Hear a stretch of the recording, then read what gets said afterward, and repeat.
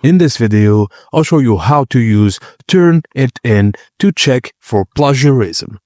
Firstly, navigate to the Assignments section on your Canvas course. Click the Add Assignment button and this would open the Create New Assignment form. Enter the assignment title and direction in their respective fields and scroll to the Submission Type field. From the drop-down, select External Tool and click the Find button next to External Tool field.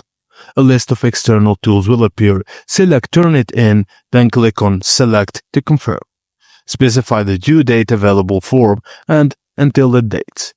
Just there, you can find the details about the assignment, and when a student submits their work, the assignments will automatically be sent to Turnitin for originality analysis.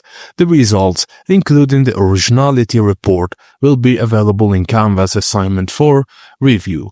This seamless integration ensures efficient plagiarism checks while keeping everything centralized with Canvas.